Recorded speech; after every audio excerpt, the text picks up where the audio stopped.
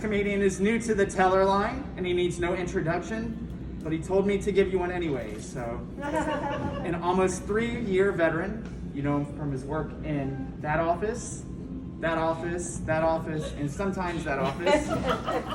You can find him on Netflix anytime he's not at work. Ladies and gentlemen, here to give you a tight 10 to celebrate Stuttering Awareness Day and to fulfill a lifelong dream. Please give it up for Daniel Armistead.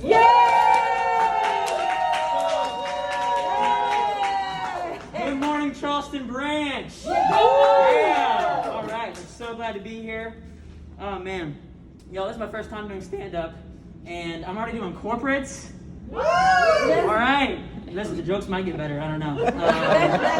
If you don't know me, my name is Daniel, and I have a speech impediment known as stuttering. And I see you. You're like, aww. Don't worry, guys. Don't worry. I'm going to be using some tricks of the trade that I've picked up over the years to help alleviate disfluencies. You know, things like talking various voices, maybe break out into song. You know, whatever boats my float. But yeah, no. Listen, it's just going to be just how it's going to happen, and it's all good. And it's a scientific fact that no one stutters when they sing. There's no joke for that. I just wanted to bless you that fact. Take it for what you will, be blessed. So, no, happy Stuttering Awareness Day! Thank you so much. Oh my God. Listen, I would be remiss if I didn't make you more aware of stuttering. Beyond just, I don't know, the King's speech. You know? So, no, I'll give you the real behind the scenes, guys. I'll give you the real behind the curtain, you know? And if you don't laugh today, it's okay. At least you learned stuff, right? Deal? Yep. Deal? Yeah. All right, let's get started. Okay. No pressure. Whew. The first fact, there's no known cause for stuttering. I have what's called developmental persistent. Are you taking notes? Because there's a quiz after. I'm just kidding. It's comedy. I don't know if I'm doing it right. But no, I have developmental persistent. That means I've had it since birth. Okay? That means when I was born, my dad was like, say dada, say dada. And I was like, dada. You really think I couldn't say dada? Like, I killed dada. I could do dada all day. All right? It gave me false confidence because after dada, this thing started really going downhill. All right? Kids at school would be like, hey, I'm Johnny. What's your name? Dad. I was trying to say Danny. Okay? Because that's my name.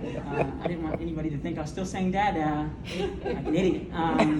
But even now, I'm an adult. People ask me my name, and I have to be like, it's Daniel. I have my own jingle. I have the singing thing. There was a joke for it. Oh, you just had to wait. Oh, man. So, but no, there's no known cause for stuttering. Scientists, researchers, they don't know. Is it genetic? Is it nature? Is it nurture? Is something missing in the brain? Obviously, there's something missing. Why do more men stutter than female? Like, we don't know. No one knows. I mean, we all know that men have communication issues already, right? I'm just glad I have an excuse, honestly. Like, I'm quick to pull that card out all the time. But not all stuttering is causeless. There's another stuttering comedian that exists, a bit more famous than I am, Drew Lynch. Anybody? Drew Lynch? No? One guy? Awesome. America's Got Talent. I mean, it's really your fault if you don't know. But honestly, he has what's called an acquired stutter. That is a stutter that is acquired later in life by either like a physical or like emotional, traumatic injury or event. Most likely a brain injury. And his happened playing softball. Can you imagine? Like he was just like you, walking around, living life, taking conversations and fluent speech for granted. Yeah, you know how to be. Yeah, you know how to be. But then one day, just bam, softball to the noggin. Just woke up in a whole new world. Like a sick, twisted Wizard of Oz. You know what I'm saying? Like, you're not in Kansas City. Stop. Oh my gosh. Stop. Listen, he's a great comedian. Don't laugh at that. He's a really good comedian. But he's an even better stutterer, like straight up. That dude is such a pro stutterer. He's so good. Gotta give props.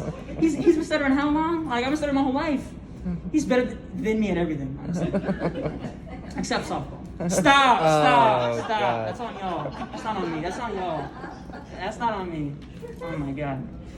So yeah, no, we don't know the cause, and we don't know that there's no cure either. There's no magic pill. There's no 12-step program. There's no one-size-fits-all treatment, therapy, remedy that's gonna cure all stuttering. And it's because stuttering is like a spectrum of severity. It's like autism. Yeah, I said it, and I regret it, so let's move on, okay? So most stutterers are way worse than me on the spectrum. I'm not that bad overall. And there's so many different kinds. Some stuttering is like driving through a neighborhood, and there's a stop sign like every 10 feet. Some stuttering is like driving on the interstate, and there's a speed bump every 10 feet. like Porky Pig. Those are two way different kinds of stuttering. And there's so many different kinds in the middle. There can't be one thing that fixes all of that. You know, and I mean, like I guess confidence might be the cure, but that doesn't come in a magic pill, you know. And it's hard enough for you guys to have confidence, so just imagine. But what definitely isn't the cure though is spit it out. I just gave myself secondhand PTSD just now. Just give me a second. Just give me a second. I've never understood that. And you're like, who would say that? Nobody would say that. Yeah, say that to my 9th grade basketball coach. I'm fine. I'm fine. It's been years. I'm fine. It's been 13 years. I'm fine. I'm fine. In December. I'm fine. I'm fine. Don't worry. But I've never understood, like, what are you trying to accomplish saying that? Like, it's not the Fixio Mouthiosa spell that's going to unlock perfect oral communication. Like, it's not going to work. You know, like, oh my gosh. So there's no cure, there's no cause, and there's no control. Stutterers they have zero control over their voice all the time. And that's really the point of misconception between stutterers and normal people, you guys. No judgment, okay? I'm happy for you. But honestly, 1% of the world stutters, so that leaves 99% of a lot of misconception, misunderstanding. But that's why I'm here, okay? I'll feed you. I'm like the guy at the hibachi restaurant. You're just, okay? So yeah, there's no control. That spectrum I talked about earlier, it's also a spectrum of variability. That means like I'm able to speak to you right now, and that's awesome. Mwah, you know, that's great. But if you change the variables up on me, I start to drown real quick. I try to avoid most phone calls. And Alexa, that's another story for another time. But even when I'm like crystal clear, even when I'm fluent, even when I'm seemingly normal, I can't take credit for it. Because I have zero control of my voice at a given time. Dude, what do you not get? Like, is this thing on? It's not on actually. So. But seriously, like, it's hard to explain. Like, my voice is like a subcontractor who takes way too long and he does very shoddy work. Straight up. And you guys don't get it. You guys do your own work, and great for you. I applaud you. But no, most of the time he sucks. But if we're being fair, sometimes he does a great job. But I can't take credit for it. Like, oh my gosh, your fireplace looks so good. Thanks. It was my subcontractor. I know. He usually sucks. I know. Thank you. Like, so not being in control is hard enough. But being around people who are constantly in control, or constantly being around people who are in control of humanity's #1 form of communication, it's isolating. And it causes like deep depression and anxiety that most all people who stutter carry around with them all the time. And it's a heavy burden. See, when a normal person stutters, which happens, you know, it's okay. It's a fluke. It's a deviation from the norm, right? It usually indicates that something's wrong. It's okay. You're nervous. You're shy. You're stressed. You're drunk. But when a stutterer stutters, that's normal. Not stuttering is the deviation, you know? But when you guys talk to a stutterer, like, you are forced to interpret the situation through the lens of your normal experience, right? You have to assume that something's wrong with them. Nothing's wrong with us. We're just playing the cards that we were dealt, you know? And it's like, oh my gosh, he's so nervous when he's talking to me. Oh, it's so cute. He's so nervous. Don't flatter yourself. In that moment, you're only giving the stutterer as much grace as you give yourself. We ain't the same. We need a ton more grace, all right? And it's hard, guys. I know, it's hard. It's countercultural. We live in a give it to me now society, right? Like, I need 3G, no 4G, no 5G, you know. I need 5-day shipping, no 2-day, no 3-day, no next day, no same day, you know. And that's just how we've grown our society.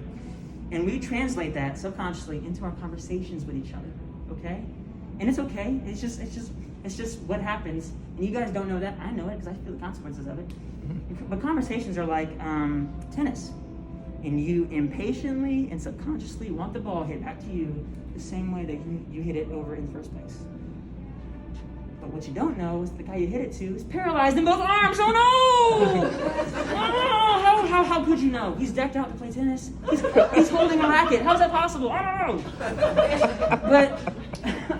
know. But you don't know that.